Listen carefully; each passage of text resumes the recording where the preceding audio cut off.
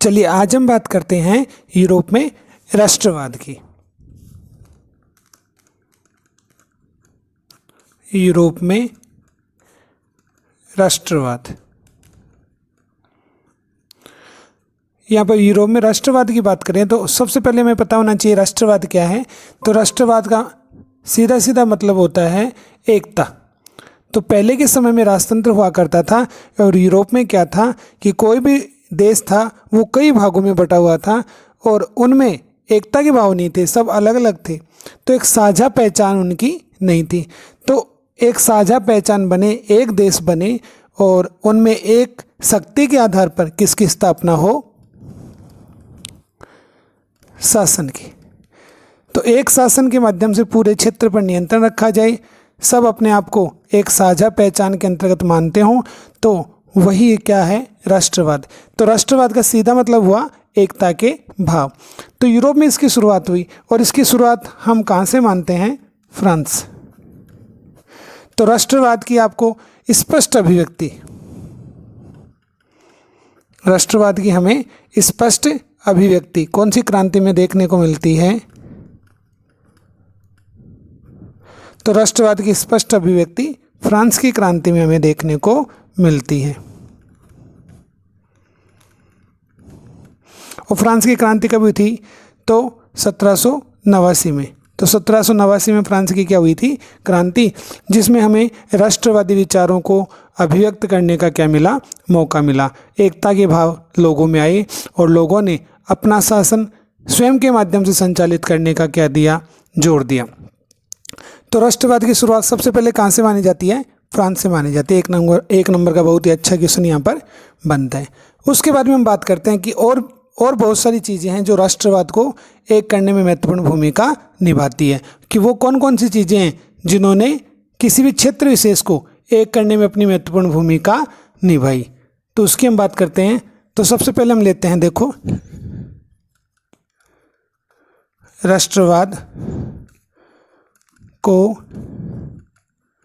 बढ़ाने वाले तत्व, कि कौन कौन सी चीज़ें जो राष्ट्रवाद को बढ़ाती हैं, जो लोगों के मध्य में एकता के भाव को बढ़ाती हैं। तो सबसे पहले हम बात करें पितृभूमि।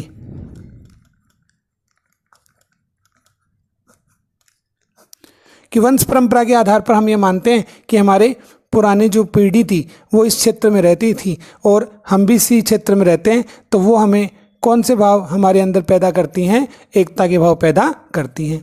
एक किसी क्षेत्र को हम अपना क्या मानते हैं कि हम उसी क्षेत्र से जुड़े हुए हैं, उसका अपने को स्थानीय क्या मानते हैं, नागरिक मानते हैं। तो नागरिकता के भाव भी हमारे अंदर राष्ट्रवाद के भाव बढ़ाते हैं। इसके साथ साथ में एक अपनी भाषा होती है कि किसी क्षेत्र विशेष में एक ही भाषा बोली जाएगी, तो भाषा के आधार पर उस क्षेत्र के जो लोग हैं वो अपने आप को क्या मानेंगे, एक मानेंगे। इसी प्रकार से अगर ध्वज की बात करें कि किसी देश का अगर एक ध्वज है तो ध्वज के आधार पर वो सभी जो उस देश के नागरिक हैं, उस देश में रहने वाले जो लोग हैं, उनमें कौन से भाव आएंगे, एकता के भाव आएंगे। और इसी तरह मापतोल, कि एक समान मापतोल की अगर इकाई होगी वो भी लोगों के मध्य में कौन से भाव को बढ़ाएगी, राष्ट्रवाद के भावों को बढ़ाएगी। तो राष्ट्रवाद को बढ़ाने वाली कुछ चीज़ें हैं, पितृभूमि है, नागरिकता है, भाषा है, ध्वज है और मापतोल की इकाई। ये सभी चीज़ें किसको बढ़ावा देती हैं, राष्ट्रवाद को बढ़ावा देती हैं, जो लोगों के मध्य में एकता पर ज़्यादा फोकस करती हैं। इसके बारे में फिर आगे हम बात करते हैं कि राष्ट्रवाद की शुरुआत फ्रांस से मानी जाती है। तो आखिर फ्रांस में क्या था, क्या फ्रांस में राजतंत्र था, लोकतंत्र की स्थापना कैसे हुई, उन्हीं चीज़ों की हम बात करते हैं। तो सबसे पहले हम बात करते हैं किसकी, फ्रांस की। देखो, आपने फ्रांस की क्रांति पढ़ी होगी कि फ्रांस की क्रांति कब हुई, तो 1789 में। किसकी क्रांति हुई, फ्रांस की क्रांति हुई। फ्रांस का उस समय शासक कौन था, तो लुई 16, ये फ्रांस का क्या था, शासक था। अब लुई 16 की जो नीतियां थी ना, वो ऐसी नीतियां थी कि जिनसे जनता क्या हो गई थी, परेशान हो गई थी। अब फ्रांस में मुख्य रूप से आपने पढ़ा होगा एस्टेट जनरल की बैठक होती थी।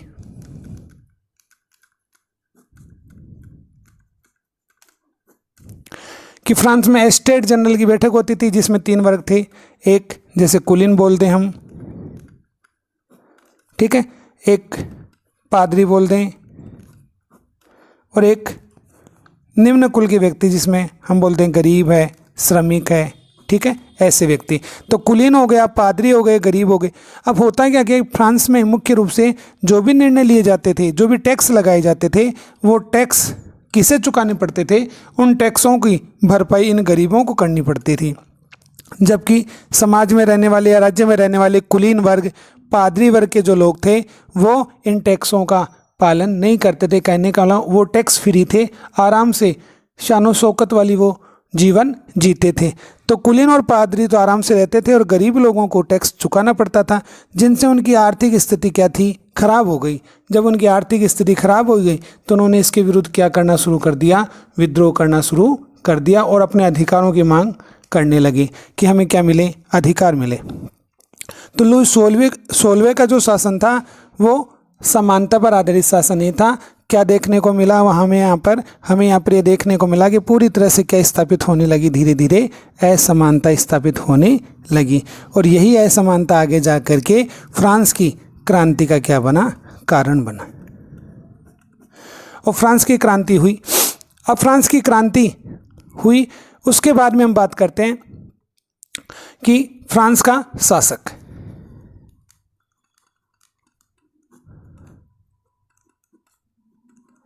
अब फ्रांस के शासक की हम बात करें कि फ्रांस का शासक कौन बना और उसने क्या स्थापित करने का प्रयास किया। तो देखो, आपने नेपोलियन के बारे में खूब पढ़ा होगा कि नेपोलियन किसका शासक बनता है? फ्रांस का शासक बनता है। तो राष्ट्रवाद की शुरुआत फ्रांस में हुई और नेपोलियन शासक बना फ्रांस में, और उसका जो समय माना जाता है 1799 से लेकर 1815 का समय माना जाता है। अब नेपोलियन जब फ्रांस में आया तो प्रजातंत्र पर तो उसने रोक लगाई, लेकिन फ्रांस में आने के बाद में उसने फ्रांस में क्या करने शुरू कर दिए? सुधार कहाँ पर शुरू किए उसने? शासक कहाँ का बना? वो फ्रांस का शासक बना, और फ्रांस का शासक बना तो फ्रांस में उसने सुधार करने शुरू किए। अब सुधारों के माध्यम से उसने कुछ परिवर्तन किए और उन परिवर्तनों का प्रभाव फ्रांस में बहुत ज़्यादा पड़ा। अब उसने क्या परिवर्तन किए? पहला परिवर्तन उसने किया, समानता की स्थापना। समानता की स्थापना पर जोर दिया। कहने का मतलब कि समाज में देखो, अगर हम बात करें अभी फ्रांस में, तो आपने ऊपर अभी पढ़ा है कि कुलीन, पादरी, गरीब, तो एक प्रकार से साधन संपन्न व्यक्ति थे, दूसरे गरीब थे। तो इसने सभी को क्या माना? समान माना। ठीक है, जो विशेष अधिकार दे रखे थे उन सभी विशेष अधिकारों की क्या कर दी? समाप्ति। समाज में, राज्य में जो विशेष अधिकार थे उसने क्या कर दिए? समाप्त कर दिए। तो विशेष अधिकारों की इसने क्या कर दी? समाप्ति। और क्या काम किया इसने? संपत्ति के अधिकार को क्या दी? सुरक्षा।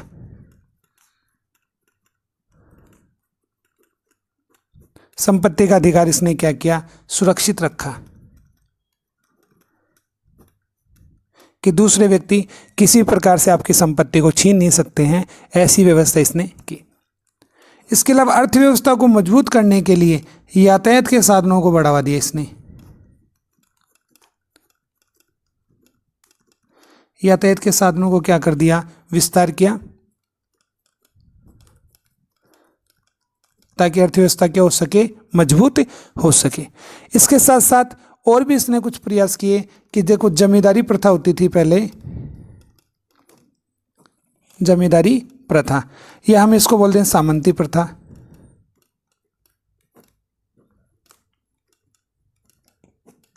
इस सामंती प्रथा का भी इसने क्या कर दिया? समापन कर दिया, क्योंकि समाज में सभी को बराबर मान रहा है ना। तो सामंती या जमींदारी प्रथा के माध्यम से क्या हुआ कि कुछ व्यक्ति विशेष थे जिनका जमीनों पर क्या था? अधिकार था, इसने उसको क्या कर दिया? समाप्त कर दिया। तो एक प्रकार से शोषण की जो व्यवस्था थी, किसानों का शोषण किया जाता था, किसके माध्यम से? जमींदारों के माध्यम से, वो भी क्या हो गया? समाप्त हो गया।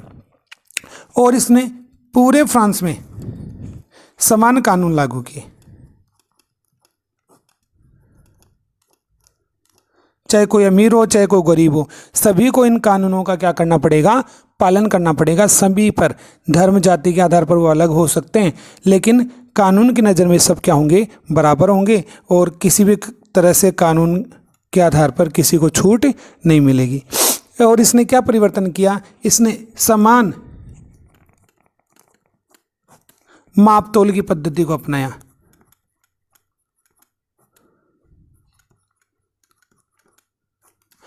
कि फ्रांस में समान रूप से माप तोल की क्या होगी पद्धति, कहने का मतलब एक मुद्रा को अपनाया कि फ्रांस की एक ही मुद्रा होगी जिसके आधार पर वस्तु का क्रय विक्रय किया जा पाएगा। तो ये इसने कुछ सुधार किए और ये सुधार मुख्य रूप से कब किए गए, तो 1804 में किए गए। 1804 में कुछ सुधार नेपोलियन के माध्यम से किए गए। उन्हीं सुधारों को नेपोलियन संहिता कहा जाता है, या फिर हम बोल दें इन्हीं सुधारों को क्या कहा जाता है, नागरिक संहिता। तो ये सुधार इसने फ्रांस में किए। अब फ्रांस में इसने सुधार कर दिए, लेकिन सुधारों के साथ साथ इनके कुछ नुकसान भी देखने को मिले। तो ये कौन कौन से नुकसान थे कि सुधार तो किए किसने, नेपोलियन ने, लेकिन और क्या काम किए इसने। तो देखो, एक तो इसने गलत काम क्या किया, सेना में जबरन भर्ती। कि सामान्य रूप से सेना में व्यक्ति अपनी इच्छा से जाता है, लेकिन इसने क्या किया, बिना इच्छा के व्यक्तियों को सेना में अपनी शक्ति के आधार पर भर्ती करना शुरू कर दिया। ये एक नुकसान इसने किया। और इसने क्या किया कि व्यक्ति को क्या प्राप्त होनी चाहिए, स्वतंत्रता। और स्वतंत्रता भी कौन से क्षेत्र में, राजनीति या शासन के क्षेत्र में लोगों को स्वतंत्रता प्राप्त होनी चाहिए, वो इसने नहीं प्रदान की। ठीक है, तो राजनीतिक स्वतंत्रता की हमें क्या देखने को मिली, कमी।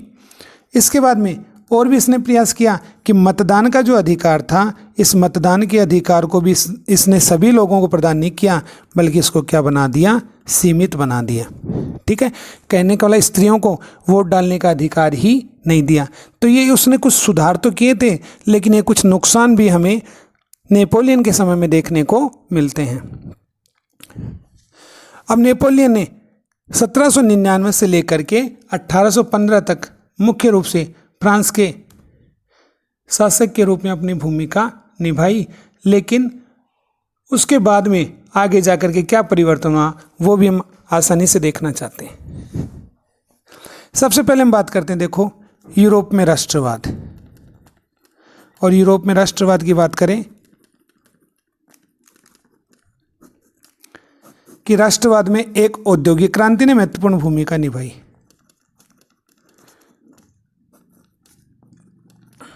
आपको पता है कि औद्योगिक क्रांति कहाँ पर हुई थी, तो 18वीं शताब्दी में औद्योगिक क्रांति कहाँ पर हुई, इंग्लैंड में। तो इंग्लैंड में औद्योगिक क्रांति हुई, और इस क्रांति के माध्यम से क्या हुआ, तो देखो, औद्योगिक क्रांति मतलब उद्योग धंधों की स्थापना। तो एक प्रकार से हम अगर इसको बोलें तो मशीनीकरण का युग शुरू हुआ, कि मशीनों की स्थापना हुई। पहले जो काम हाथों से होता था वो अब किससे होने लगा, मशीनों से होने लगा। तो मशीनीकरण मुख्य रूप से बाजार में स्थापित हुआ। और इस मशीनीकरण से क्या हुआ कि अभी हम बात कर रहे थे, एक तो कुलीन वर्ग था। कौन सा वर्ग था, कुलीन वर्ग, जो साधन संपन्न वर्ग था, पैसे वाला वर्ग था। ठीक है, और एक था गरीब वर्ग। तो एक तो साधन संपन्न वर्ग था जिसको कुलीन वर्ग बोलते हैं, जिसके पास खूब संपत्ति थी, खूब पैसा था। ठीक है, और दूसरा जो वर्ग था वो कैसा था, गरीब वर्ग। लेकिन औद्योगिक क्रांति से क्या हुआ कि जो गरीब वर्ग था उसमें ऐसे व्यक्ति जो पढ़े लिखे थे, जो व्यापारी थे, उद्योगपति थे, जिनकी स्थिति अच्छी थी, और उन्होंने एक मध्य वर्ग की स्थापना कर दी। ठीक है, तो एक नया वर्ग खड़ा हुआ जिसका क्या नाम था, मध्यम वर्ग। और ये जो मध्यम वर्ग था, इसमें कौन कौन थे, इसमें थे व्यापारी, उद्योगपति,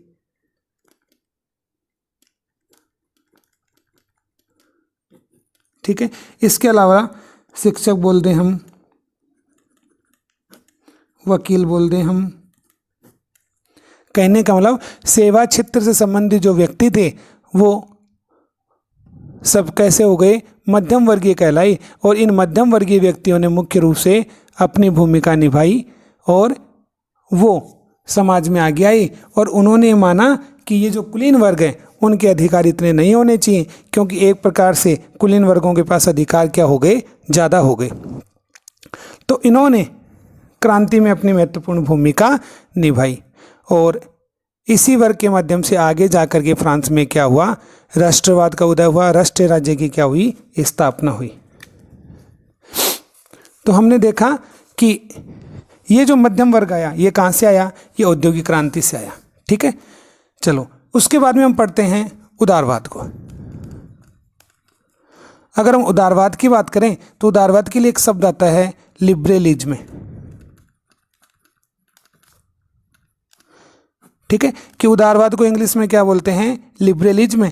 और ये कौन सी भाषा से निकल करके आया ये शब्द, तो लैटिन भाषा। लैटिन भाषा का एक शब्द है लीबर। तो लैटिन भाषा के लीबर शब्द से मिलकर के क्या बना, लिबरलिज्म। अब इस लीबर शब्द का मतलब क्या होता है, तो इसका मतलब होता है आज़ादी। लीबर शब्द का मतलब क्या हुआ, आज़ादी, कि स्वतंत्रता की बात की जाएगी। उदारवादी कौन आए, उदारवादी किसको कहा जाएगा, कि अभी हमने बात की थी कि एक मध्यम वर्ग का उदय हुआ था और वो जो मध्यम वर्ग था उसमें ऐसे विचार आए, वो अपने अधिकारों की मांग करने लगा और समाज में जो असमानता थी उस पर जोर देने लगा कि असमानता नहीं होनी चाहिए, लोगों को क्या मिलने चाहिए, अधिकार और आज़ादी मिलनी चाहिए। तो वही उदारवादी कहलाई। और उदारवाद लिबरलिज्म शब्द से मिलकर बना, जो लैटिन भाषा के लीबर शब्द से मिलकर बना है, जिसका अर्थ होता है आज़ादी या स्वतंत्रता। तो उदारवाद का मतलब हो गया आज़ादी या स्वतंत्रता। अब उदारवाद को हम दो भागों में पढ़ सकते हैं, एक राजनीतिक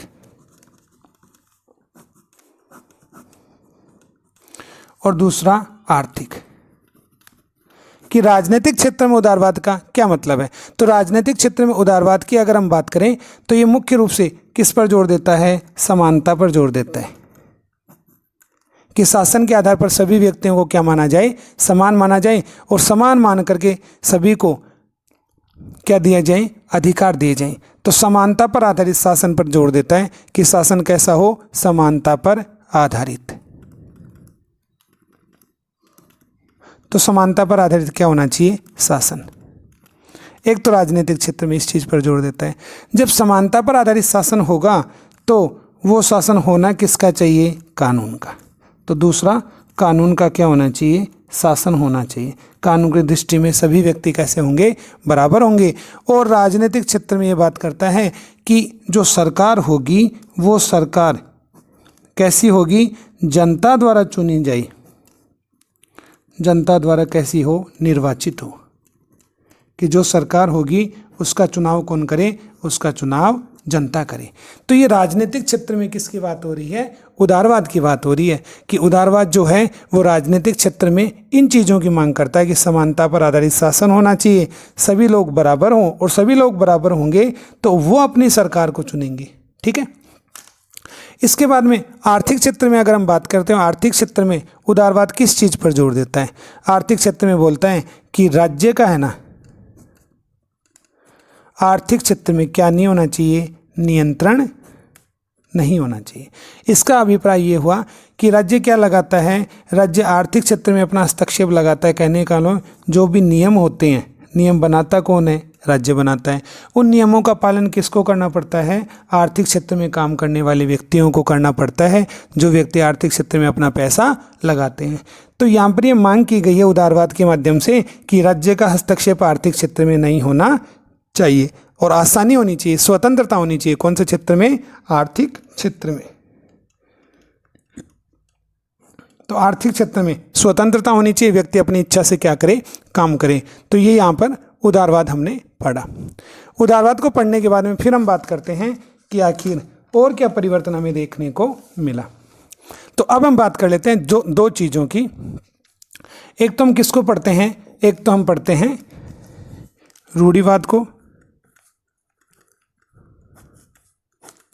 एक हम पढ़ते हैं उदारवाद को। तो अब तक हमने ये अच्छे से समझ लिया कि उदारवादी क्या चाहते हैं, लेकिन हमें ये देखना है कि रूढ़िवाद का क्या मतलब होता है। तो रूढ़िवाद का मतलब होता है कि जो परंपरा से चीज़ चली आ रही है, ठीक है, उन चीज़ों में क्या नहीं होना चाहिए, बदलाव बदलाव नहीं होना चाहिए। जो हमारी परंपराएं चल रही हैं उन परंपराओं में किसी प्रकार का कोई बदलाव नहीं होना चाहिए। इसका मतलब ये हुआ कि आप देखो यूरोप में क्या था, यूरोप में राजतंत्र था, और यूरोप में जो राजतंत्र था तो हमेशा रूढ़िवादी व्यक्ति क्या चाहते हैं कि ये राजतंत्र बना रहे, इस राजतंत्र को किसी प्रकार का कोई नुकसान नहीं हो। ठीक है, अब राजतंत्र के साथ साथ ये भी मानते थे कि हमारा जो सामाजिक ढांचा है उसमें किसी प्रकार का क्या नहीं होना चाहिए, बदलाव, कि जैसे समाज चला आ रहा था वैसा ही समाज रहे, उसमें किसी प्रकार का क्या नहीं होना चाहिए, बदलाव नहीं होना चाहिए। ठीक है, तो ये रूढ़िवादी थे। अब रूढ़िवादी कौन थे कि देखो अब राजतंत्र का समर्थन क्यों करेंगे, क्योंकि आप देखो कि राजतंत्र का समर्थन वही करेगा जिससे क्या हो रहा है, फायदा, कि राजा से जिसको क्या हो रहा है, फायदा, लाभ हो रहा है, वही व्यक्ति किसका समर्थन करेगा, राजतंत्र का।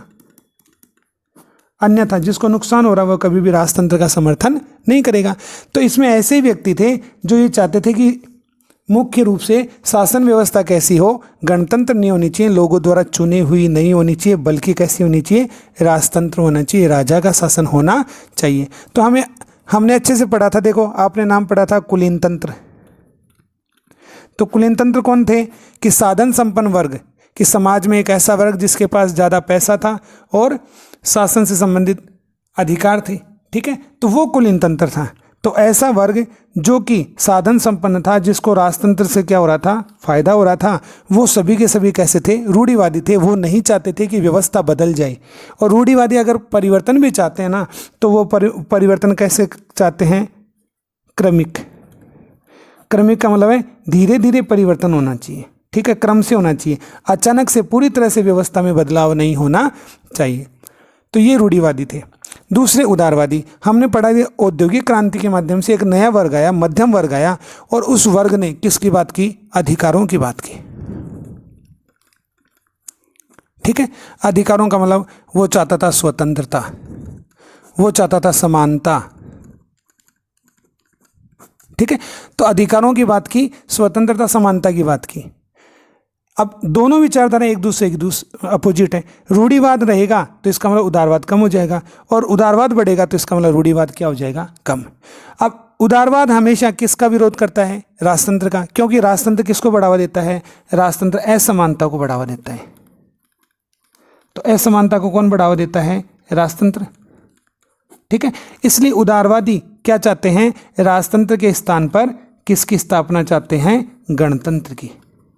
और यहाँ पर गणतंत्र का मतलब क्या हुआ, गणतंत्र का मतलब है कि जनता स्वयं चुनाव करे, जनता चुने। जनता किसको चुने, अपने शासक को। तो जनता के ऊपर शासन कौन करेगा, जनता का शासक कौन होगा, इसका चुनाव कौन करे, खुद जनता करे। ठीक है, तो उदारवाद मुख्य रूप से इसी चीज पर क्या देता है, जोर देता है। फिर आगे हम बात करते हैं, तो हुआ क्या कि रूढ़िवाद और उदारवाद के मध्य में संघर्ष चलने लगा।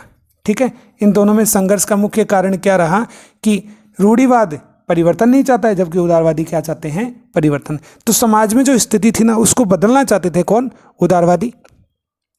और इसके माध्यम से दोनों में क्या चला, संघर्ष चला। चलो फिर हम बात करते हैं फ्रांस की। और फ्रांस में हमने ये देखा कि नेपोलियन शासक बना, किसका, फ्रांस का। और नेपोलियन शासक बना तो उसने कुछ सुधार कर दिए, किसमें, फ्रांस में। अब नेपोलियन का जो समय था, उस समय की अगर हम बात करें तो वो समय कब से कब तक था, तो 1799 से लेकर 1815 तक का समय था। अब इस समय में मुख्य रूप से देखो 1815 में एक घटना घटित हुई। 1815 में क्या हुआ, वाटरलू का युद्ध हुआ। और ये जो वाटरलू का युद्ध हुआ, इसमें मुख्य रूप से अगर हम बात करें तो एक तरफ तो कौन था, फ्रांस वर्सेज कौन कौन से देश से, तो देखो प्रसा की बात करें, इसके अलावा अगर हम बात करें ब्रिटेन या बोल दें इंग्लैंड, प्लस हम इसमें और कौन कौन से देश ले सकते हैं, तो एक हो गए आपके हंगरी। हंगरी के अलावा और कौन से देश ले सकते हैं, तो ऑस्ट्रिया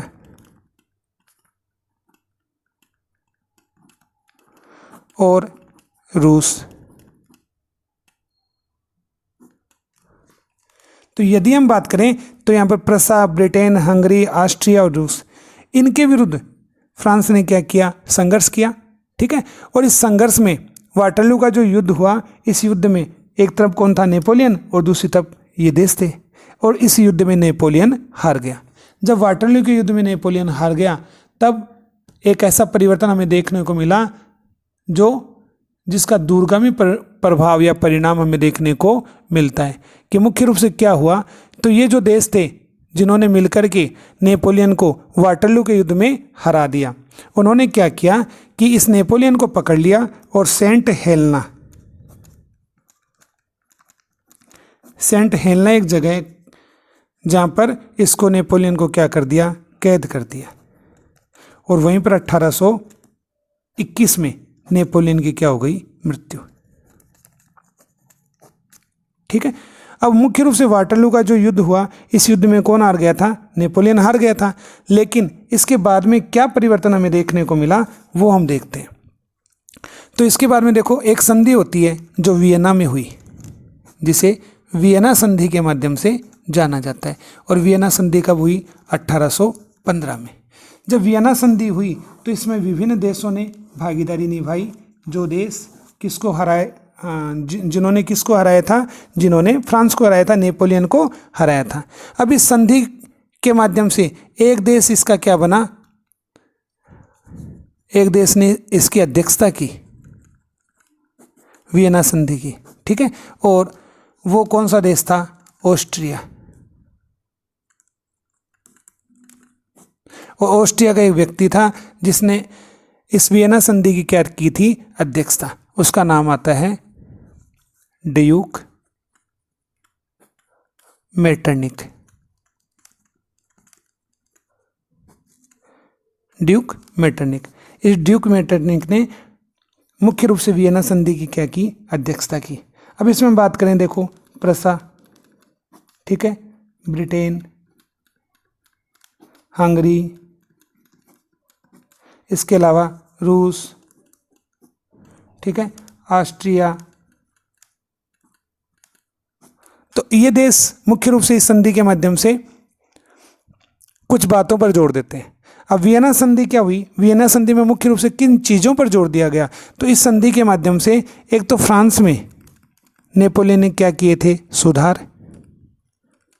उन सभी सुधारों को क्या कर दिया गया, समाप्त कर दिया गया। कहने का मतलब कि पूरी तरह से किसे वापस से स्थापित करने का प्रयास किया गया, रूढ़िवाद को। अब रूढ़िवादी मुख्य रूप से किस पर जोर देते हैं कि राजतंत्र हो, राजा का शासन हो। ठीक है, और उसमें राजा का शासन होगा तो परिवर्तन किसी प्रकार से नहीं होना चाहिए, जो व्यवस्था चली आ रही थी वह व्यवस्था वैसी ही रही। तो ये जो रूढ़िवाद था, इस रूढ़िवाद को स्थापित किया। आप देखो कि लुई 16 जो था वो कौन से वंश से संबंधित था, बूर्बो वंश से संबंधित था। उस बूर्बो वंश की वापस से क्या हो गई, स्थापना। तो रूढ़िवादी शासन वापस से स्थापित हुआ। कहने का राजतंत्र स्थापित हो गया। तो जो उदारवादियों की जो मांग थी वो 1815 में क्या हो गई, दब गई, भूमिगत हो गई। कौन, उदारवादी। तो वियना संधि वाटरलू युद्ध के माध्यम से पुरानी जो व्यवस्थाएं थी उन्हीं व्यवस्थाओं को स्थापित करने के लिए वियना संधि का आयोजन 1815 में हुआ। अब वियना संधि के बाद में फिर आगे क्या हुआ, तो आगे हम बात करते हैं 1815 से लेकर के 1830 तक का समय। अभी देखो, हमने तुलनात्मक रूप से पढ़ा,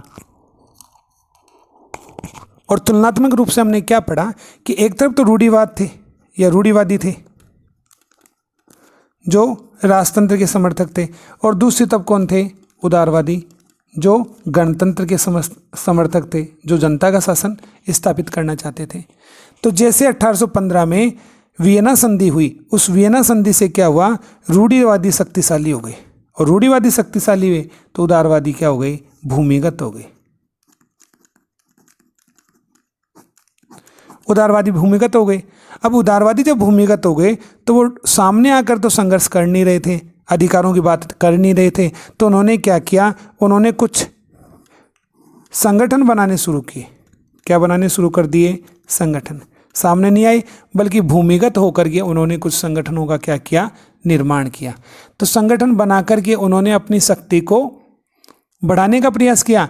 और इसके लिए देखो सबसे पहले प्रयास यूरोप में कहाँ पर हुआ, तो यूरोप में देखो एक व्यक्ति स्थापित हुआ और एक व्यक्ति ने मुख्य रूप से इस एकीकरण के प्रयास में या भूमिगत रह करके लोगों को एक करने में महत्वपूर्ण भूमिका निभाई और उस व्यक्ति का नाम था जूसेप्पे मैत्सिनी। और जूसेप्पे मैत्सिनी जो था उसने क्या किया, कहाँ का था ये इटली का था। ठीक है, अभी हम फ्रांस की बात कर रहे हैं ना, लेकिन ये इटली का था। और इटली में क्या हुआ कि जब रूढ़िवादी पूरे यूरोप में प्रभावशाली हो गए थे, फ्रांस हार चुका था, तो ऐसी स्थिति में उदारवादी भूमिगत हो गए। वो सामने तो संघर्ष कर नहीं पा रहे थे, तो उन्होंने मुख्य रूप से छुप करके कार्य करना शुरू किया और आंतरिक रूप से धीरे धीरे अपनी शक्ति को बढ़ाने का प्रयास किया। और इसमें इटली के एक व्यक्ति ने महत्वपूर्ण भूमिका निभाई और उसने 2 संगठन बनाए। एक संगठन उसने बनाया यंग यूरोप, एक संगठन में उसने बनाया यंग इटली। ठीक है, तो पहला जो संगठन बनाया था यंग इटली और दूसरा संगठन बनाया था यंग यूरोप। इन संगठनों के माध्यम से, अच्छा ये संगठन कब बनाया गया, 1831 में, और ये संगठन 1834 में। तो यंग इटली संगठन 1831 में बनाया, यंग यूरोप 1834 में बनाया। और दोनों संगठन किसने बनाए, जूसेप्पे मैजिनी या जूसेप्पे मैत्सिनी। कहाँ का था ये, इटली का। अब इन संगठनों के माध्यम से इन्होंने क्या किया, लोगों को इसको अपना सदस्य बनाना शुरू कर दिया कि लोग जो थे क्रांतिकारी संगठन बनाए और इनके माध्यम से लोगों को आपस में जोड़ने का क्या किया, प्रयास किया। ठीक है, और इन संगठनों का मेन उद्देश्य क्या था कि पूरी तरह से हमें किसका विरोध करना है, राजतंत्र का। राजतंत्र का मतलब वही रूढ़िवाद, जो व्यवस्थाएं चली आ रही हैं उन व्यवस्थाओं को हमें क्या करना है, हटाना है और उनके स्थान पर नई व्यवस्थाओं की क्या करनी है, स्थापना करनी है। तो इटली में जब ऐसा प्रयास हुआ तो उसको देख करके अन्य देशों में भी क्या बनने लगे, संगठन बनने लगे। चाहे हम बात कर लें जर्मनी की, ठीक है, चाहे हम बात कर लें फ्रांस की या स्विट्जरलैंड की या अन्य देशों की बात करें। तो जब इटली में ये संगठन बने तो उसका प्रभाव ये हुआ कि यूरोप के अन्य देशों में भी ये गुप्त संगठन बनने लगे और धीरे धीरे आंतरिक रूप से या उदारवादी क्या होने लगे, सक्रिय होने लगे। ठीक है, तो यंग इटली और यंग यूरोप 2 संगठन किसने बनाए, जूसेप्पे मैत्सिनी ने। कहाँ पर, इटली में। और इन संगठनों के बाद में अन्य देशों में भी संगठन बनने लगे, तो उदारवादी धीरे धीरे नीचे रह करके क्या करने लगे, कार्य करने लगे। जब उदारवादी भूमिगत होकर के काम करने लगे तो उन्होंने कुछ परिवर्तन आगे जा करके किया। चलिए उसके बाद में हम देखते हैं कि आखिर और क्या परिवर्तन हुआ। तो देखो 1815 से लेकर के 1830 का जो समय था उसमें मुख्य रूप से शक्तिशाली कौन रहा, रूढ़िवाद। उसमें राजतंत्र शक्तिशाली रहा। ठीक है, उदारवादी भूमिगत हो गए। लेकिन 1830 तक क्या हुआ कि ये जो उदारवादी थे इन्होंने गुप्त संगठनों के माध्यम से अपनी शक्ति को क्या किया, बढ़ाया और बढ़ा करके आगे जा करके इन्होंने क्या की, क्रांति की। तो हम पढ़ते हैं क्रांति का युग या क्रांति का समय। तो क्रांति के समय की हम बात करते हैं तो क्रांति का समय 1830 से लेकर के 1848 तक रहा। अब इस क्रांति के समय में मुख्य रूप से क्या हुआ उनकी हम बात करते हैं। तो हमें पता है 1830 में, ठीक है, उदारवादी धीरे धीरे पनपने लगे, क्योंकि 15 से लेकर 1830 तक तो मुख्य रूप से उदारवादी क्या हो गए, भूमिगत हो गए। और उसके बाद में इन्होंने अपनी शक्ति को संगठनों के माध्यम से बढ़ाया और संगठनों के माध्यम से अपनी शक्ति को बढ़ा करके ये धीरे धीरे सामने आने लगे और विद्रोह करने लगे, विरोध करने लगे किसका, राजतंत्र का। और इसके लिए इन्होंने आगे जा करके क्या की, क्रांति। और ये जो क्रांति थी ये किस नाम से जानी गई, जुलाई क्रांति।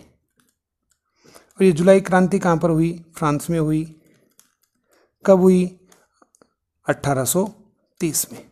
अब इस क्रांति का उद्देश्य उदारवादी देखो क्या चाहते हैं, परिवर्तन चाहते हैं, और मुख्य रूप से राजतंत्र के स्थान पर किसकी स्थापना पर जोर दे रहे थे, वो गणतंत्र की।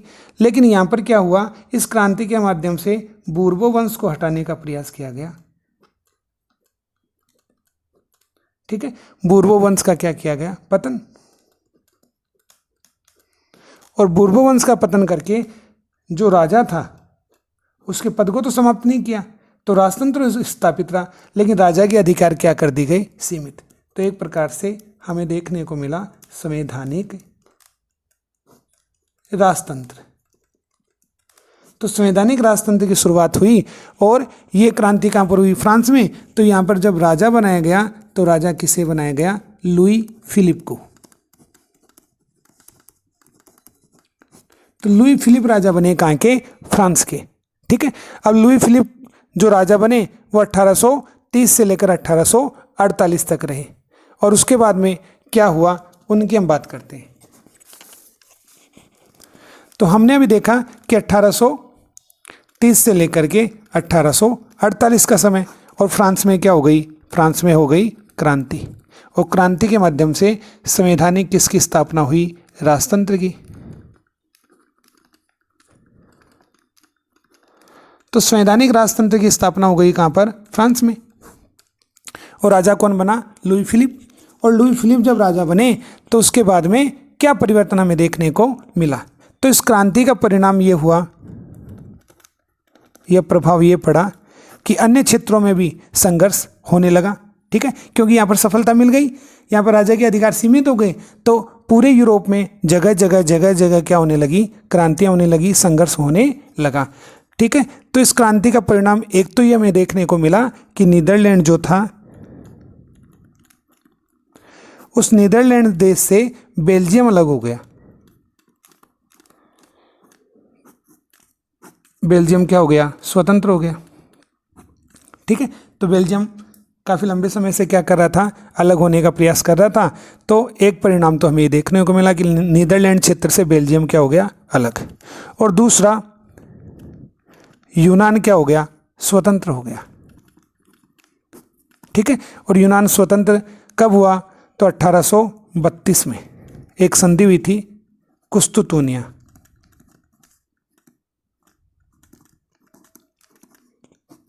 कुस्तुतूनिया की संधि। और ये जो कुस्तुतूनिया की संधि हुई थी, इस संधि के माध्यम से यूनान क्या हो गया, स्वतंत्र हो गया। इस यूनान पर शासन था ओटोमन साम्राज्य का।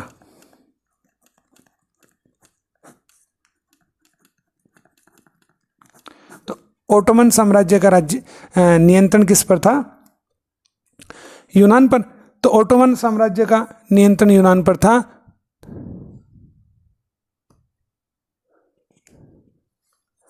तो हम बात कर रहे थे कि 1830 से लेकर 1848 तक क्या हुआ। 1830 से 1848 तक के समय की अगर हम बात करें तो हमने अच्छे से पढ़ लिया कि फ्रांस में राजा के अधिकार क्या कर दी गई, सीमित। और राजा कौन बन गया, लुई फिलिप। और लुई फिलिप जब शासक बन गया तो उसके बाद में क्या हुआ, फ्रांस में ये क्रांति सफल हो गई, और सफल होने के बाद में राजा के अधिकार सीमित हुए। तो अन्य देशों में भी ये क्रांति फैलने लगी, यूरोप के देशों में। जब अन्य देशों में क्रांति फैलने लगी तो उसका परिणाम या प्रभाव हमें क्या देखने को मिला, तो एक तो हमें परिणाम देखने को मिला, ठीक है, कि एक तो देश कौन सा आज़ाद हुआ, तो नीदरलैंड से एक देश आज़ाद हुआ। नीदरलैंड से एक देश आज़ाद हुआ जिसका क्या नाम था, बेल्जियम। ठीक है, और दूसरा परिणाम हमें देखने को मिला कि ओटोमन साम्राज्य, और ओटोमन जो साम्राज्य था, इस साम्राज्य से एक देश अलग हुआ, यूनान। तो 1832 में एक संधि की गई। ठीक है, हालांकि 1821 में यूनान ने आज़ादी की मांगे शुरू कर दी थी ओटोमन साम्राज्य से, और 1832 में एक संधि हुई, कुस्तुतूनिया। और ये जो कुस्तुतूनिया की जो संधि हुई, इस संधि के माध्यम से यूनान अलग हो गया किससे, ओटोमन साम्राज्य से। एक देश अलग हो गया नीदरलैंड किससे, बेल्जियम किससे, नीदरलैंड से। तो ये दो प्रभाव या परिणाम आए किसके, फ्रांस की जो क्रांति हुई थी, जिससे वहाँ पर सीमित राजतंत्र की स्थापना हुई थी, उसका प्रभाव हमें विश्व स्तर पर देखने को मिला। जब ये प्रभाव हमें देखने को मिला तो आगे जा कर के और क्या प्रभाव आया। एक आप नाम सुनते हो रोमानीवाद। क्या कि रोमानीवाद क्या है? तो रोमानीवाद की हम बात करें, ठीक है, तो क्रांति सिर्फ ऐसा ही नहीं है कि सैन्य क्रांति हुई या जनता ने क्या किया, आंदोलन किया, अधिकारों की मांग की, ऐसा ही नहीं है। एक रोमानीवादी एक विचारधारा और पनपी, जिसे क्या कहा गया, रोमानीवाद। रोमानीवाद क्या है? रोमानीवाद है एक प्रकार से सांस्कृतिक आंदोलन। कौन सा आंदोलन है? सांस्कृतिक आंदोलन। और सांस्कृतिक आंदोलन से अभिप्राय है कि अपनी संस्कृति के आधार पर लोगों में किसकी स्थापना करनी है? एकता। कौन से भाव बढ़ने हैं? एकता के। इसके लिए देखो, कोई भी लोकगीत हो सकता है, ठीक है, लोक नृत्य हो सकता है, ठीक है, कोई एक भाषा हो सकती है जो आपस में लोगों को जोड़ सकती है। तो इन सभी चीज़ों के माध्यम से लोगों को एक करने का एक आंदोलन चला, जिसे क्या कहा गया? रोमानीवाद। तो इस रोमानीवाद ने भी लोगों में एकता के भाव या राष्ट्रवाद के भाव पनपे। तो एक तो हमने देखा जुलाई में क्रांति हुई थी 1830 में। फिर अगला जो संघर्ष हमें देखने को मिला वो हमें देखने को मिला 1848 में। तो देखो 1848 को पढ़ने से पहले थोड़ा सा हम 1830 से लेकर 1848 की बात कर लेते हैं। तो 1830 से लेकर 1848 तक क्या हुआ कि जो रूढ़िवाद स्थापित हुआ था 1830 तक, और रूढ़िवाद पर रोक लगी 1830 में। तो रूढ़िवाद पर जब रोक लगी तो उन्होंने जो व्यवस्थाएं चला रखी थी, उन व्यवस्थाओं का परिणाम हमें क्या देखने को मिला? हमें ये देखने को मिला कि मुख्य रूप से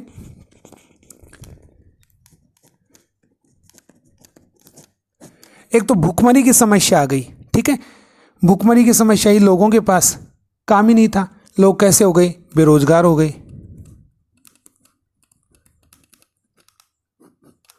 तो लोगों के पास काम नहीं था, और जब काम नहीं होगा तो आपके पास पैसा नहीं रहेगा। जब ये दोनों ही चीज़ें होंगी तो आप देखो, इसका एक कारण हमें औद्योगिक क्रांति में भी देखने को मिलता है कि उद्योग धंधों की स्थापना से क्या हुआ, लोगों का जो रोजगार था वो उनसे छिन गया, ठीक है। तो फ्रांस में क्या हुआ, जब भूखमरी की स्थिति हो गई, लोग बेरोजगार हो गए, कोई काम नहीं रहा, हर वस्तु क्या हो गई, महंगाई चरम सीमा पर पहुंच गई, तो लोगों ने क्या कर दिया? विद्रोह कर दिया। तो लोगों ने क्या किया? विद्रोह। तो 1830 से लेकर 1848 का जो समय, इसमें भूखमरियों का, कठिनाइयों का समय ये रहा। जब ऐसा हुआ तो यहाँ पर आपको याद होगा कि 1815 में शासक कौन बना था? 1830 में शासक कौन बना था? Louis Philippe. और लुई फिलिप 1830 से लेकर के 1848 तक फ्रांस का क्या रहा? शासक रहा। और वो जो लुई फिलिप था,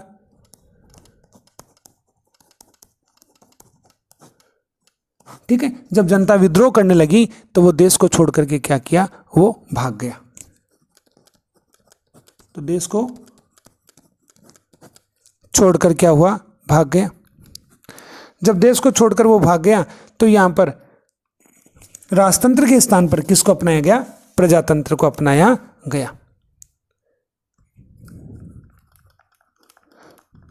तो फ्रांस में जो राजतंत्र था उसका तो अंत हो गया, और उसके स्थान पर किसकी स्थापना हुई? प्रजातंत्र की। कब हुई? 1848 में, ठीक है। और प्रजातंत्र की जब स्थापना हुई तो आप देखो, लंबे समय से संघर्ष चल रहा था राजतंत्र के स्थान पर प्रजातंत्र की। तो प्रजातंत्र बोल दें, गणतंत्र बोल दें, और एक आप नाम सुनते हो जैकोबिन। एक आपने नाम सुना होगा, जैकोबिन क्लब। जैकोबिन क्लब का क्या मतलब हुआ कि वे व्यक्ति जो चाहते थे कि प्रजातंत्र या गणतंत्र की स्थापना हो, वो क्लब कैसा कहलाया? Jacobin club. तो प्रजातंत्र की स्थापना हो गई किसमें? फ्रांस में। और प्रजातंत्र की जब फ्रांस में स्थापना हुई तो इस प्रजातंत्र को अपनाने के बाद में लोगों को क्या दिया? मतदान का अधिकार दिया गया।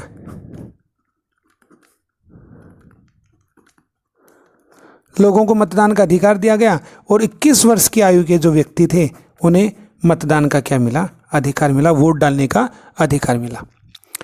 अब जब फ्रांस में प्रजातंत्र की स्थापना हुई तो इसका प्रभाव अन्य देशों पर भी पड़ने लगा।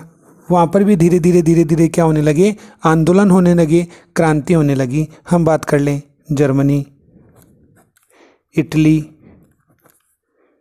पोलैंड, तो इन देशों में भी क्या होने लगी, क्रांति होने लगी। क्योंकि एक जगह जब किसी चीज़ की स्थापना हो जाती है तो उसका प्रभाव अन्य क्षेत्रों में भी पड़ता है कि यहाँ पर लोगों ने आंदोलन किया, आंदोलन करने से यहाँ पर क्या हुआ, लोगों को अधिकार मिल गए। तो ऐसी स्थिति में अन्य देशों में भी ये फ्रांस की जो क्रांति थी, सफल क्रांति थी, उसका क्या परिणाम हमें देखने को मिलता है। तो लोकतंत्र की स्थापना का जो प्रयास था वो जर्मनी, इटली, पोलैंड, अन्य देशों में भी हमें देखने को मिला। अब इसके बाद में आगे हम बात करते हैं जर्मनी के एकीकरण की। जर्मनी का एकीकरण, जर्मनी के एकीकरण की अगर हम बात करें तो पहले तो हम बात करते हैं कि जर्मनी का एकीकरण हुआ, उससे पहले क्या व्यवस्थाएं थी। तो देखो, जर्मनी जो था वो 300 छोटे छोटे हिस्सों में बटा हुआ था।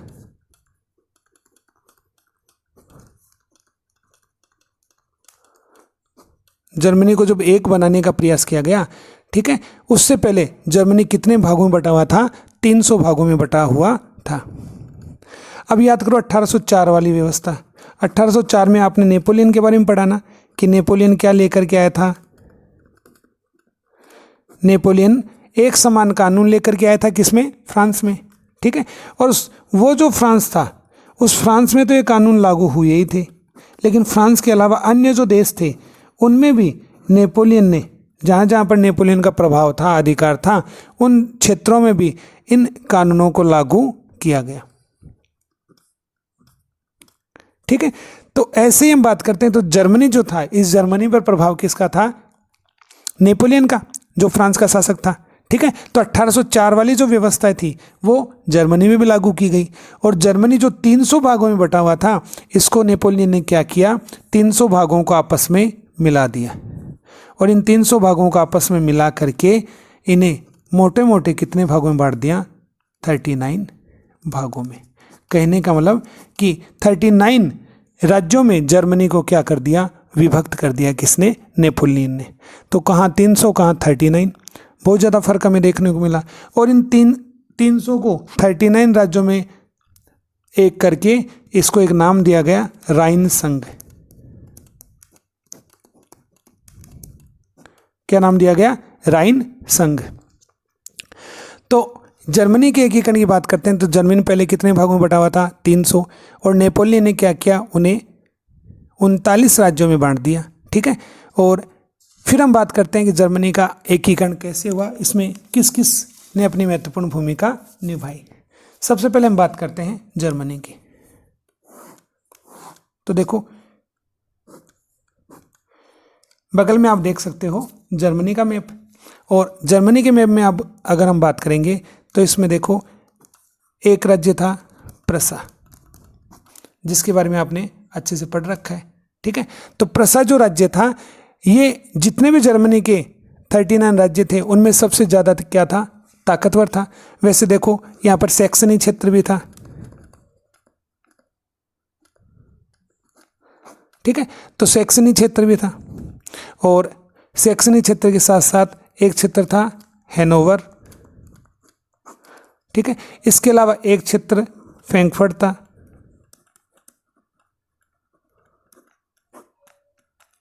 ठीक है। एक प्रसा था। मध्य का जो क्षेत्र था वो था राइनलैंड।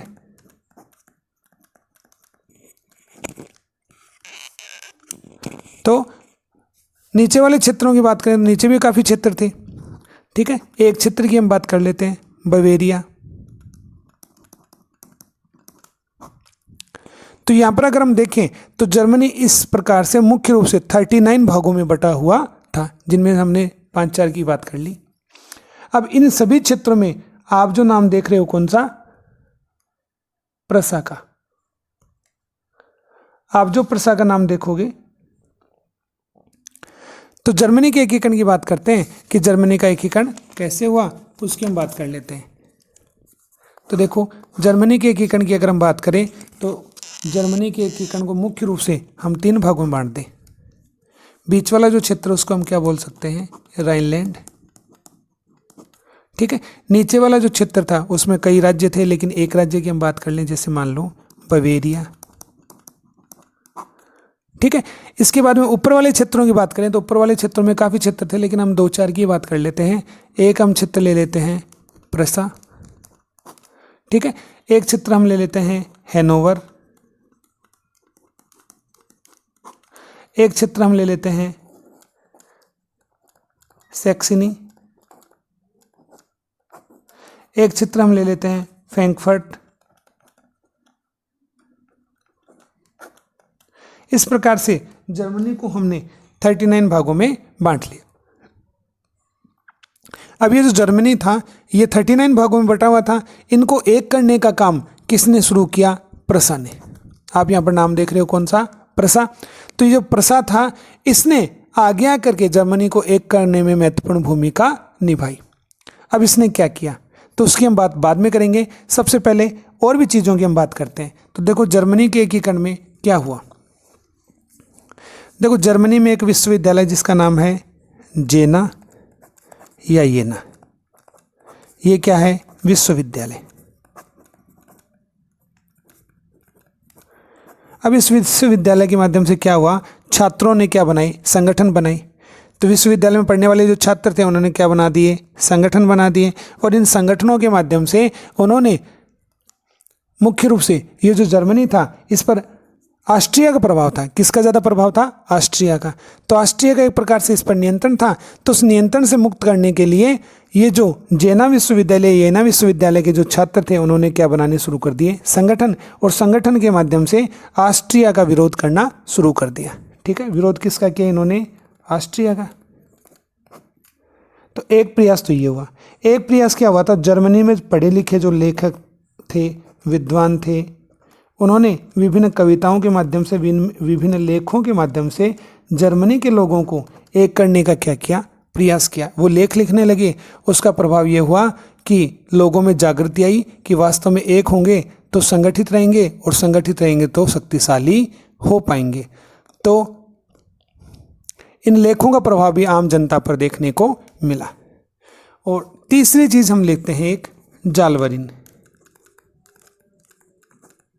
जालवरिन क्या है, तो जालवरिन की बात करें तो जालवरिन देखो एक संधि है। जालवरिन क्या है, संधि। ये संधि कहाँ पर हुई, तो ये संधि हुई जर्मनी में। इस संधि को लाने वाला कौन था, प्रसा। ठीक है, प्रसा, जो कि 39 जो राज्य थे उनमें से एक राज्य कौन था, प्रसा। अब प्रसा क्या, जर्मनी देखो 39 भागों में बटा हुआ था।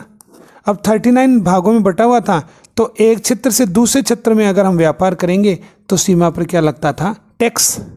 सीमा पर जब टैक्स लगता था तो वस्तु का जो मूल्य था, वस्तु का मूल्य क्या हो जाता था, बढ़ जाता था, वस्तु महंगी हो जाती थी। अब वस्तु महंगी हो जाएगी तो इसका मतलब व्यापार क्या होगा, कम होगा। ठीक है, जो भी व्यापारी होगा दूसरे क्षेत्र में अपनी वस्तु को नहीं बेच पाएगा। तो ऐसी स्थिति में क्या हुआ, प्रसा जो था उसने सोचा कि जर्मनी के जो राज्य हैं उनमें एकता स्थापित करने के लिए क्या किया जाए, एक संधि अपनाई जाए। तो जालवरिन संधि स्थापित की गई थी, कब, 1834 में। इंपॉर्टेंट है ये। और 1834 में क्या हुआ, प्रसा एक संधि लेकर के आया, जालवरिन। इस संधि के माध्यम से क्या हुआ, ये जो सीमा पर टैक्स लगता था उस टैक्स को हटा कर पूरी तरह से क्या कर दिया, हटा दिया।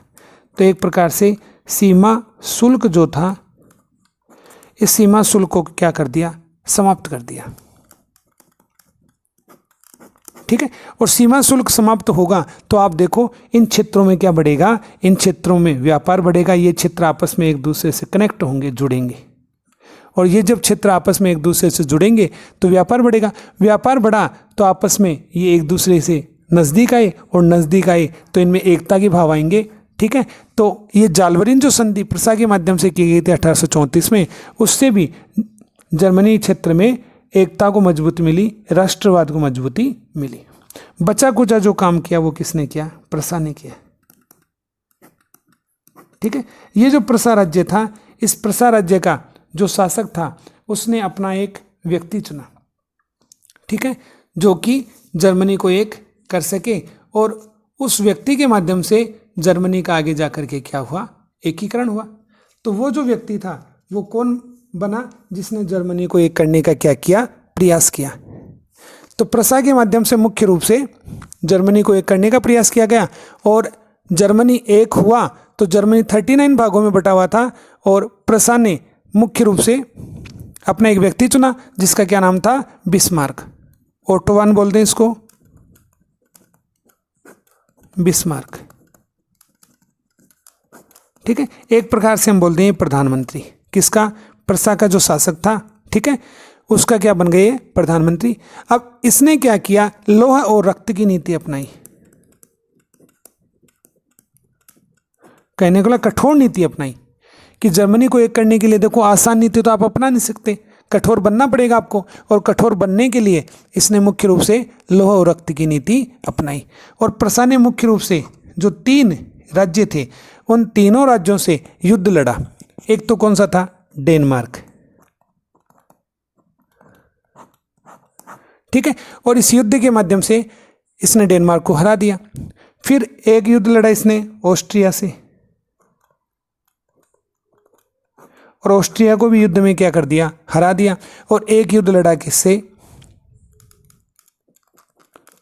फ्रांस से, और इस युद्ध में फ्रांस को हरा दिया।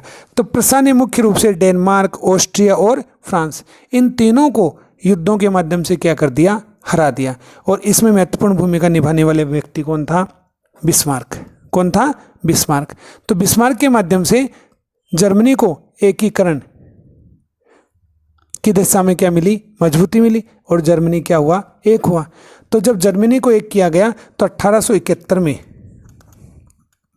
जो प्रसा का जो शासक था, ठीक है, क्या नाम था, विलियम प्रथम।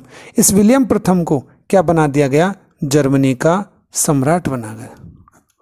जर्मनी का क्या बनाया गया, सम्राट। ठीक है, तो जर्मनी के एकीकरण में किस व्यक्ति का महत्वपूर्ण योगदान रहा, तो ओटो वन बिस्मार्क, जिसने कौन सी नीति अपनाई, लोहा और रक्त की नीति अपनाई। तो जर्मनी का जब एकीकरण हुआ तो आप देखो इसका प्रभाव क्या यूरोप में नहीं पड़ेगा, तो इसका प्रभाव यूरोप में पड़ेगा।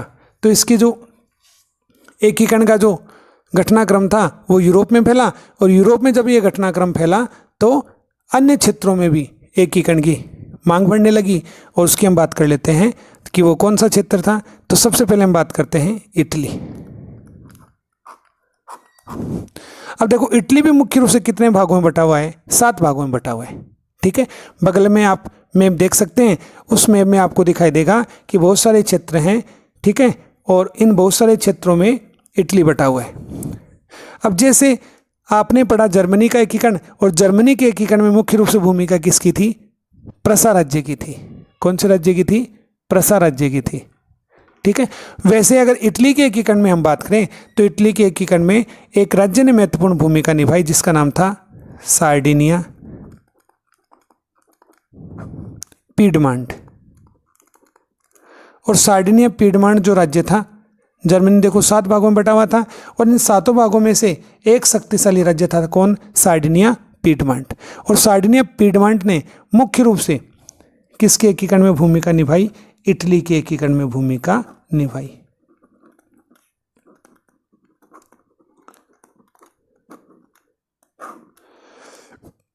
तो इटली के एकीकरण में सार्डिनिया पीडमांट ने वैसी भूमिका निभाई जैसी भूमिका में प्रसा के माध्यम से जर्मनी में देखने को मिली। अब देखो इटली के एकीकरण में 3 व्यक्तियों का महत्वपूर्ण योगदान रहा। एक जूसेप्पे मैत्सिनी। ठीक है, याद करो इस जूसेप्पे मैत्सिनी इटली का था, और एक संस्था के सदस्य बना जिसका नाम था कार्बोनेरी। कार्बोनेरी संस्था का सदस्य बना, इटली की ये संस्था थी। ठीक है, और ये क्रांतिकारियों के संगठन था एक प्रकार से, इसका ये सदस्य बना। और सदस्य बनने के बाद में आगे जाकर के इसने 2 संगठन बनाए थे, गुप्त संगठन। एक यंग इटली, यंग यूरोप, हमने पढ़ लिया क्या था, यंग इटली, ठीक है, और यंग यूरोप। ठीक है। ये संगठन इसने बनाया कहाँ पर, बर्न में, ठीक है। और यंग इटली इसने कहाँ पर बनाया था, मार्से में, ठीक है, 1831 में, 1834 में।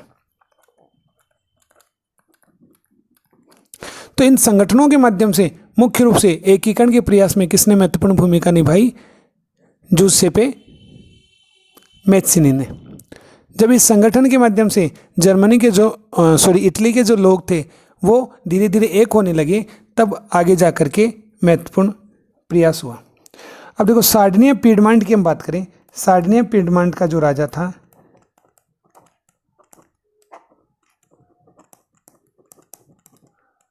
उस राजा का क्या नाम था, तो सार्डिनिया पीडमांट का राजा था विक्टर इमैनुअल द्वितीय। तो विक्टर इमैनुअल द्वितीय ये कहाँ का राजा था, ये राजा था सार्डिनिया पीडमांट। ये सार्डिनिया पीडमांट वही है शक्तिशाली राज्य, किसका, इटली का। तो सातों क्षेत्रों में से एक क्षेत्र सबसे शक्तिशाली था जिसका नाम था सार्डिनिया पीडमांट, वहाँ का राजा इमैनुअल द्वितीय। अब इसने क्या किया, इसने भी अपना एक मंत्री नियुक्त किया जिसका नाम था कावूर। क्या नाम था इसका, कावूर। और इस कावूर के माध्यम से किसका एकीकरण किया गया, इटली का। इटली के एकीकरण की अगर हम बात करें तो इटली को हम कुछ भागों में बांट दें। जैसे बीच वाला जो क्षेत्र आप देख रहे हो इसको बोलते हैं पेपल राज्य, पेपल स्टेट, पेपल राज्य। तो ये जो पेपल राज्य था इस पर किसका नियंत्रण था, पोप। तो ईसाई धर्म में जैसे अपने हिंदुओं में पंडित होते हैं, शंकराचार्य होते हैं, वैसे ईसाई धर्म का सबसे बड़ा पदाधिकारी जो आध्यात्मिक गुरु हुआ था, ठीक है, उसे क्या बोलते थे, पोप। तो पोप ईसाई धर्म का सबसे बड़ा गुरु होता था, ठीक है। ये तो मध्यवर्ती क्षेत्र हो गया, तो ये तो पोप का शासन हो गया किसमें, पेपल राज्य में, ठीक है। इसके बाद में जो उत्तरी और जो क्षेत्र थे जिसमें जैसे लोम्बार्डी की बात करें, वेनेसिया बोल दें, ठीक है, लोम्बार्डी है, वेनेसिया है, इसके अलावा पीडमांट है, पीडमांट, ठीक है, एक है सार्डिनिया,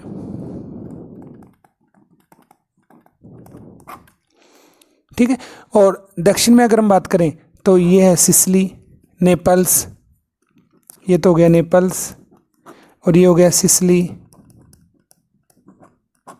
ठीक है। और भी कई क्षेत्र हैं। तो कहने का मतलब कि मुख्य रूप से 7 क्षेत्रों में बटा हुआ था कौन, इटली। और इन 7 क्षेत्रों में से ये देखो आप देख रहे हो सार्डिनिया पीडमांट, ठीक है। तो ये जो सार्डिनिया पीडमांट एक ही क्षेत्र था, इस क्षेत्र का जो राजा था उसने अपना मंत्री नियुक्त किया कावूर को, और इस कावूर ने क्या किया, इटली के एकीकरण में अपनी महत्वपूर्ण भूमिका निभाई। इसने क्या किया कि ये जो उत्तरी क्षेत्र था, कौन सा क्षेत्र है, उत्तरी जो क्षेत्र आप देख रहे हो, इस उत्तरी क्षेत्र में मुख्य रूप से किसकी भूमिका थी, इसमें ऑस्ट्रिया की भूमिका थी। इस क्षेत्र पे एक प्रकार से किसका अधिकार था, ऑस्ट्रिया का, ठीक है। तो ऑस्ट्रिया को इसने क्या कर दिया, हरा दिया, और ऑस्ट्रिया को हराया और इस क्षेत्र पर अपना क्या कर लिया, अधिकार कर लिया। और इसके लिए इसने क्या किया, 1859 में फ्रांस का सहयोग लिया। तो फ्रांस के सहयोग से क्या किया, 1859 में, ठीक है, ऑस्ट्रिया को हरा करके इस उत्तरी क्षेत्र पर अपना अधिकार कर लिया। अब दक्षिणी क्षेत्र की बात करें, जैसे नेपल्स है, सिसिली है, तो इस क्षेत्र में महत्वपूर्ण भूमिका निभाने के लिए एक व्यक्ति ने महत्वपूर्ण प्रयास किया जिसका क्या नाम था, गेरिबाल्डी। तो गेरिबाल्डी ने क्या किया, ये जो दक्षिणी क्षेत्र आप देख रहे हो नेपल्स वाला, इस क्षेत्र में स्पेन का शासन था, स्पेन का बुर्बो वंश था, फ्रांस वाला नहीं है, स्पेन वाला है। स्पेन वाला जो बुर्बो वंश था उसने सिसिली और नेपल्स पर अपना अधिकार कर रखा था। तो गेरिबाल्डी ने क्या किया, सैन्य अभियान के माध्यम से ये सिसिली और नेपल्स जो था वो स्पेन से क्या कर लिया, अपने अधिकार में कर लिया, और ये किस में मिल गया, इटली में मिल गया, ठीक है। बीच वाला जो क्षेत्र आप देख रहे हो कौन सा, पेपल राज्य, जहाँ पर पोप का शासन था, ठीक है। उस राज्य को किसी भी प्रकार से सैन्य विद्रोह के माध्यम से अपने में नहीं मिलाया गया, बल्कि पेपल राज्य ने या जो पोप था उसने अपनी इच्छा से इस इटली के एकीकरण में पेपल राज्य को मिला दिया। तो इस प्रकार से हमने देखा कि 1861 में ये जो इटली था वो क्या हो गया, एक हो गया। और इसका शासक कौन था, इमैनुअल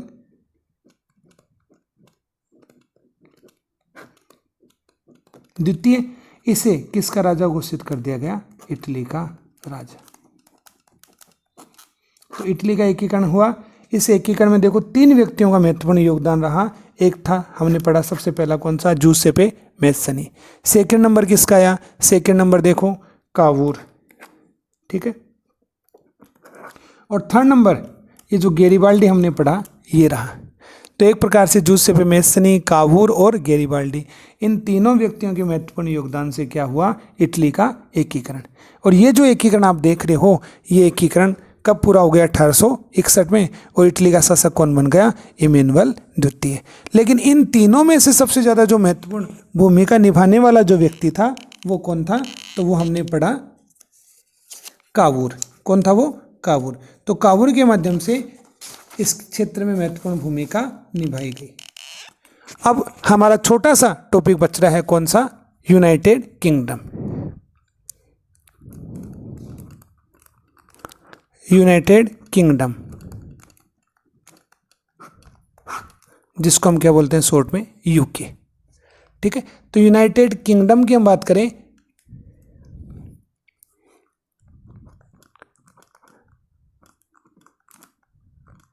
यूनाइटेड किंगडम, और यूनाइटेड किंगडम को शॉर्ट में हम क्या बोलते हैं, यूके बोलते हैं। तो ये जो यूनाइटेड किंगडम था ये कैसे बना, ये कैसे एक हुआ। तो पहले तो हम इसकी बात करते हैं, इसमें कितने क्षेत्र थे। तो देखो इसमें मुख्य रूप से 4 क्षेत्र थे। एक इंग्लैंड, ठीक है, एक वेल्स, एक थर्ड नंबर हो गया स्कॉटलैंड, और चौथा हो गया आयरलैंड। तो ये 4 क्षेत्र थे, ठीक है, इंग्लैंड, वेल्स, स्कॉटलैंड और आयरलैंड। अब सबसे पहले हम बात करते हैं, तो देखो यहाँ पर इंग्लैंड में कौन सी भाषा बोली जाती थी, इंग्लिश भाषा बोली जाती थी, ठीक है। स्कॉटलैंड में स्कॉट भाषा बोली जाती थी। तो यहाँ पर भाषा के आधार पर, संस्कृति के आधार पर हमें अंतर देखने को मिलता है। अब इंग्लैंड ने क्या किया, इंग्लैंड ने 1707 में एक संधि की। तो एक तरफ तो कौन हो गया, एक तरफ तो हो गया इंग्लैंड, ठीक है, और दूसरी तरफ कौन हो गया, स्कॉटलैंड। और दोनों के मध्य में क्या हुई, एक संधि हुई। और वो संधि कब हुई, 1707 में। और इस संधि के माध्यम से क्या हुआ, स्कॉटलैंड के जो व्यक्ति थे, ठीक है, उन्होंने क्या किया, इंग्लैंड की जो संस्कृति थी उसको अपना लिया, इंग्लिश भाषा को अपना लिया, इनकी संस्कृति को अपना लिया। तो एक प्रकार से ग्रेट ब्रिटेन का क्या हुआ, निर्माण हुआ। तो ये जो संधि हुई ना यूनाइटेड किंगडम की, ये इंग्लैंड और स्कॉटलैंड के मध्य में कब हुई, 1707 में। तो स्कॉटलैंड किसका हिस्सा बन गया, इंग्लैंड का बन गया। फिर सेकंड नंबर पर हम देखें तो सामने दिखाई दे रहा है कौन, आयरलैंड। आयरलैंड की अगर हम बात करें तो आयरलैंड एक ऐसा क्षेत्र था जहाँ पर मुख्य रूप से क्या हुआ, धर्म के आधार पर 2 विभाजन हमें देखने को मिलते हैं। यहाँ पर मैं लिखूँ आयरलैंड, और आयरलैंड की बात करें तो धर्म के आधार पर हमें 2 परिवर्तन यहाँ पर देखने को मिलेंगे। एक है प्रोटेस्टेंट, ठीक है, और दूसरा है कैथोलिक। प्रोटेस्टेंट कौन थे, कि जो परिवर्तनकारी थे, कि धर्म में समय के अनुसार परिवर्तन होने वाला है उसको स्वीकार कर लें, ठीक है, वो थे प्रोटेस्टेंट। कैथोलिक एक प्रकार से रूढ़िवादी, ठीक है, कि जैसा चला रहा है बस वैसा ही होना चाहिए, उसमें किसी प्रकार का कोई परिवर्तन नहीं होना चाहिए। तो ये जो 2 चीज़ें आप देख रहे हो, ये कौन से धर्म की देख रहे हो, ईसाई धर्म की। और ईसाई धर्म जो है वो 2 भागों में बटा हुआ था, प्रोटेस्टेंट और कैथोलिक। ये जो कैथोलिक थे वो इंग्लिश बोलते थे। तो एक प्रकार से अगर हम देखें तो ये जो इंग्लैंड है उसका प्रभाव हमें कहाँ पर देखने को मिलता है, प्रोटेस्टेंट पर देखने को मिलता है। अब बच गए कौन, कैथोलिक। तो प्रोटेस्टेंट तो तैयार थे इंग्लैंड में मिलने के लिए। अब जो कैथोलिक थे उन्होंने क्या किया, इसे स्वीकार नहीं किया। एक व्यक्ति का नाम है जिसका नाम है वोल्फ टोन। वोल्फ टोन ने क्या किया, जब कैथोलिक क्षेत्र को या कैथोलिक समुदाय के लोगों को इंग्लैंड में मिलाने का प्रयास किया गया तो इसने क्या कर दिया, संघर्ष शुरू कर दिया। ठीक है, संघर्ष तो शुरू कर दिया, लेकिन बाद में ये जो संघर्ष था उसे इंग्लैंड के माध्यम से दबा दिया गया और बाद में जाकर के 1801 में इस कैथोलिक समुदाय के लोगों को भी किस में मिला लिया गया, इंग्लैंड में मिला लिया गया। तो 4 क्षेत्रों में से स्कॉटलैंड पूरा हो गया, आयरलैंड भी मिल गया। ठीक है, और उसके बाद में ये जो वेल्स आप देख रहे हो सेकंड नंबर का, ये जो वेल्स था ये अपनी इच्छा से किस में मिल गया, इंग्लैंड में। इस प्रकार से यूनाइटेड किंगडम का क्या हुआ, निर्माण हुआ। यूनाइटेड किंगडम जो बना तो एक जैसी संस्कृति हो गई, सभी क्षेत्रों में इंग्लिश भाषा बोली जाने लगी। ठीक है, और इसका एक झंडा या ध्वज अपनाया गया। ठीक है, जिसे यूनियन जैक करते हैं। यूनियन जैक क्या है, ये झंडा है किसका, इंग्लैंड का बोल दें या यूनाइटेड किंगडम का। एक यहाँ का गान है, जैसे हम राष्ट्रगान बोलते हैं वैसे यहाँ का क्या है, गान है। और इस गान को क्या नाम दिया गया है, गॉड सेव, कि ईश्वर बचाओ। किसे बचाओ, आवर यानी हमारा क्या है, नोवेल किंग। ये यहाँ का राष्ट्रगान है, कहाँ का, ब्रिटेन का। ठीक है, कि गॉड मतलब परमात्मा, आप हमारे राजा को बचाओ, क्योंकि सारी शक्तियाँ वहाँ पर किस में हैं, राजा में हैं। तो ये यहाँ का क्या है, राष्ट्रगान। और राष्ट्रीय ध्वज हमने देखा यूनियन जैक। तो इस प्रकार 1707 में संधि हुई स्कॉटलैंड और इंग्लैंड की, और 1801 में कैथोलिक समुदाय के जो लोग थे वो भी किस में मिल गए, जबरन इंग्लैंड में मिला लिए गए और यूनाइटेड किंगडम बना। तो आज हमने पूरी तरह से यूरोप का एकीकरण पढ़ा है। फिर मिलते हैं नेक्स्ट वीडियो में, तब तक के लिए जय हिंद, जय भारत।